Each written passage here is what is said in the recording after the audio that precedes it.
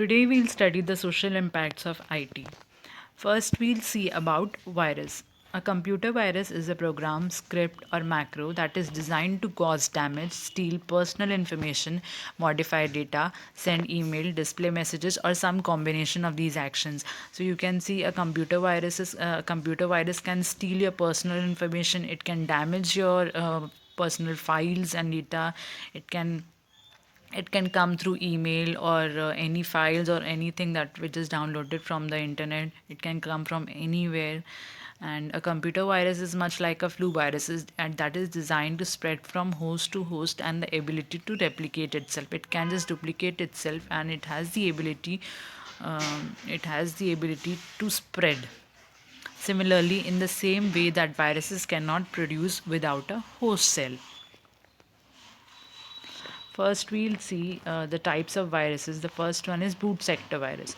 And that, from a user perspective, you can see this is the most dangerous type of virus because they infect the master boot record that are notoriously difficult to remove, often requiring a full system format. If this virus enter your system, you have to format your whole system because it can't be removed with a single file.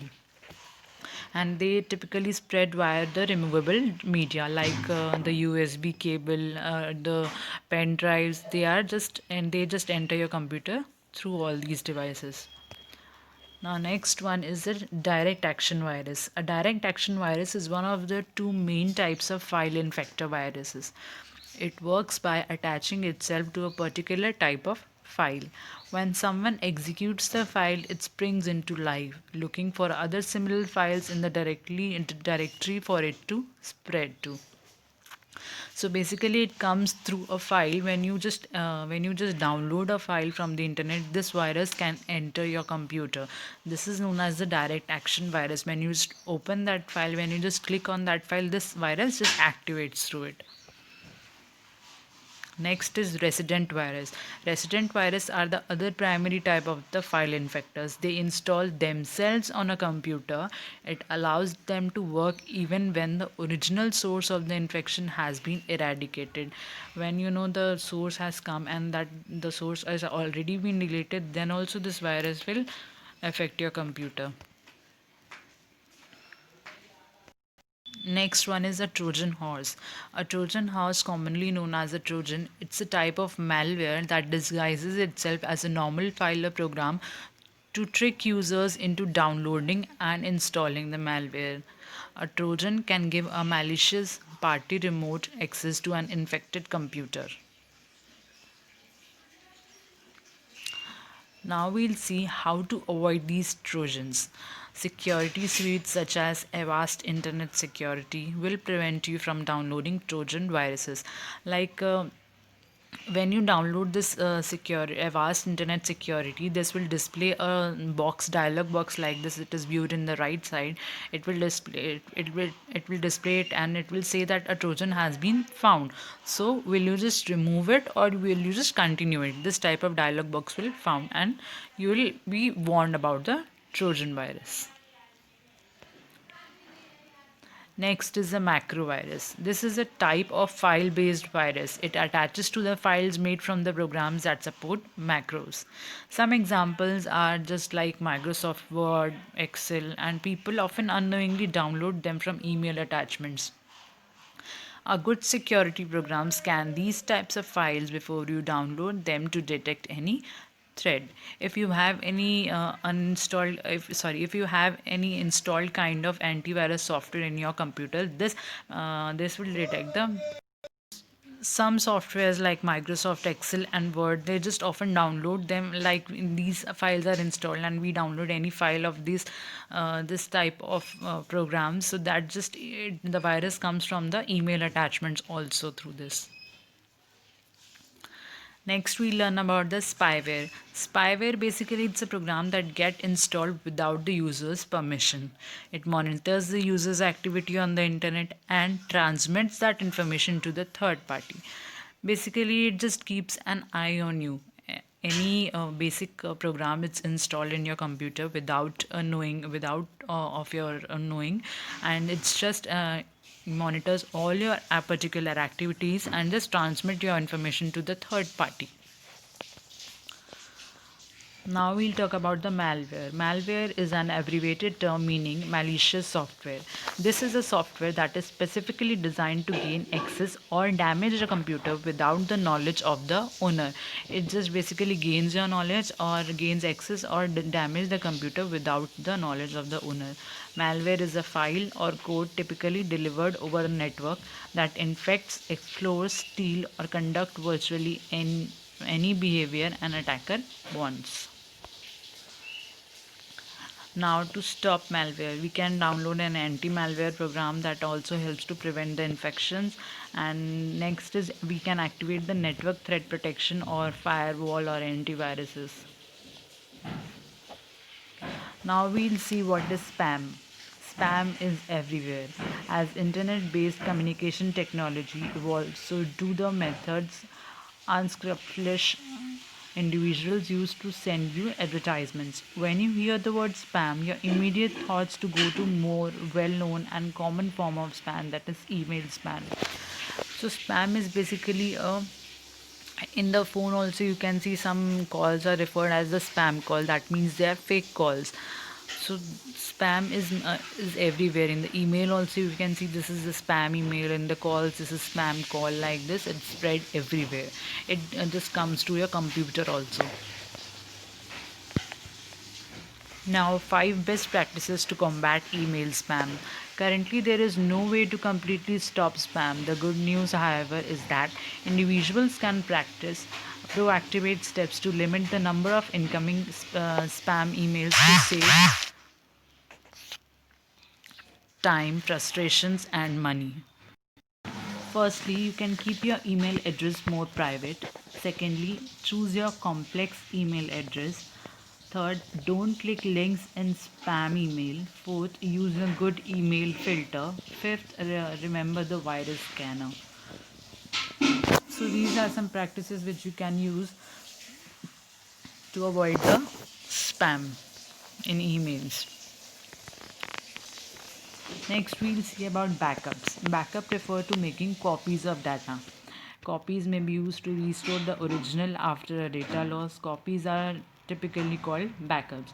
As you in the manual form, you write in the next and one more copy. If you have notes and one copy, you can just write to the one more copy to keep the backup of it, to keep the duplicate of it. So backup are useful for primarily two purposes: restore a computer to an operational state following a disaster. Second, restore small number of files after they have been accidentally or deliberately deleted or corrupted. So backups are used mainly for two purposes. Firstly, it just restore a computer to the operational state from a disaster. Secondly, it just restore the small number of files. That means that small chunks of files that they have been accidentally deleted or corrupted. We can just restore. We can just back up for them. We just back from them.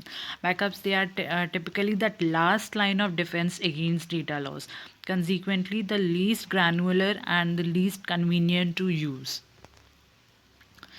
Backup system contains at least one copy of all data worth saving. Data storage requirements can be considerable. Organizing these storage space and managing the backup process is can be a complicated undertaking. Data repository model can be used to provide structure to the storage. There are many different types of data storage devices that are useful for making backups.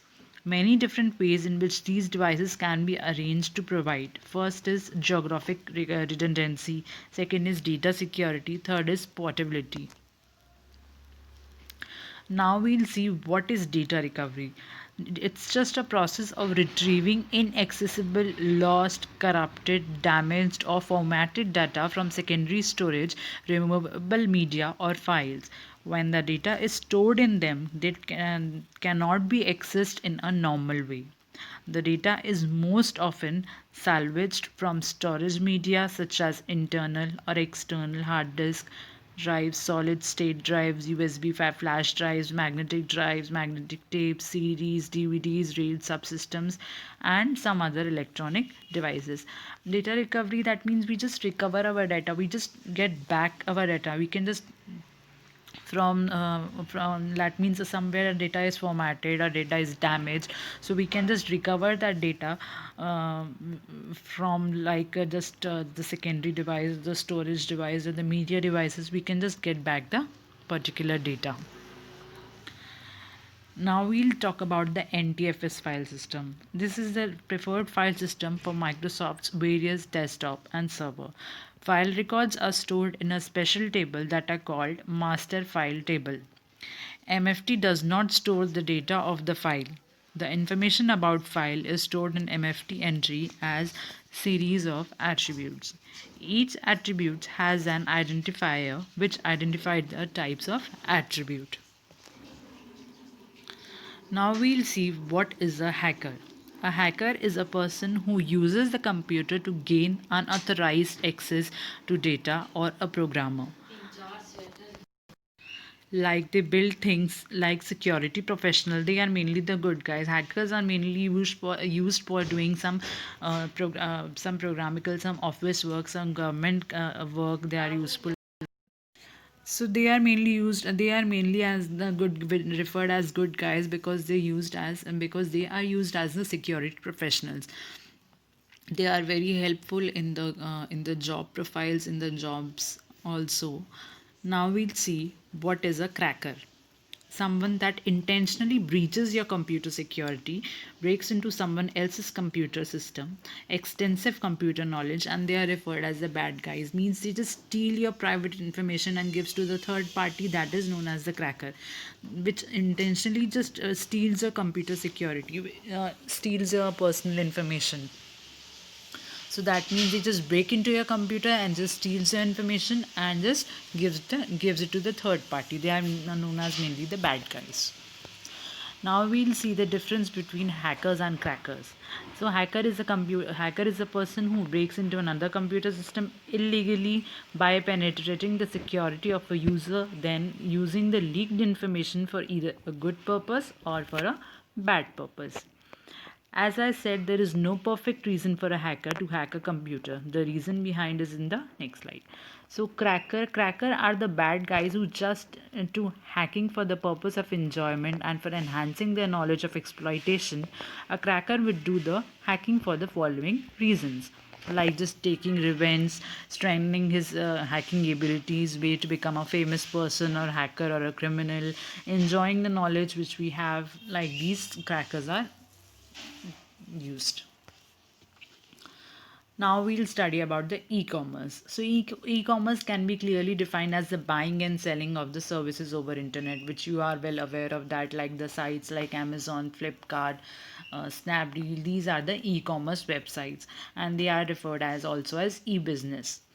Wikipedia describes mobile commerce as the delivery of electronic commerce capabilities directly to the consumer's hand, where you receive the goods in your own hand without going anywhere.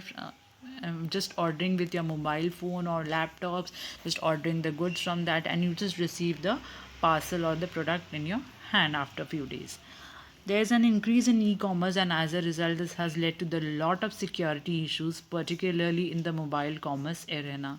People using the internet for the commercial transaction always remain at risk of their confidential information.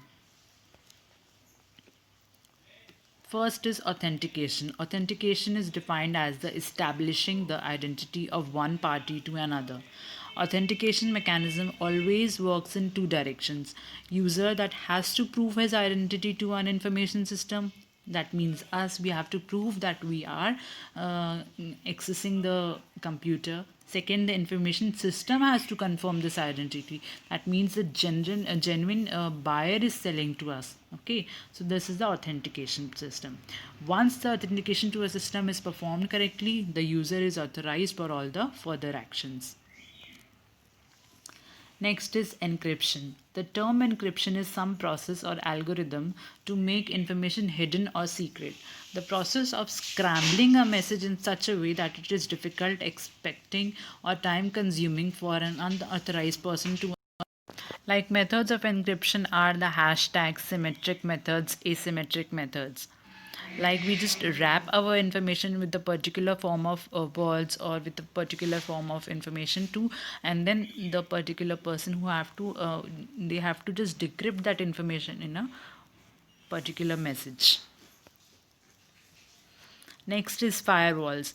Barrier placed between your private network and the internet. All incoming and outgoing traffic must pass through it. Control flow of data in and out of your organization. That means the cost ranges from no cost to $100,000 hardware software systems. And the types are router based, host based, and circuit gateways. Next is the digital signatures, an identifying code that can be used to authenticate the identity of the sender of a document. So digital signature, when somewhere also you can see you just digitally do your signature in the tab or in a particular with the help of electronic pen, that is known as the digital signature. Next is the digital certificate, a method for verification that the holder of the public or private key is who he or she claimed to be. So that is the digital certificate. Next is confidentiality, keeping private or sensitive information for being disclosed or unauthorized individuals, entity, or processes. Now we'll study about the concept of ICT, information technology that can help in coping with the information explosion.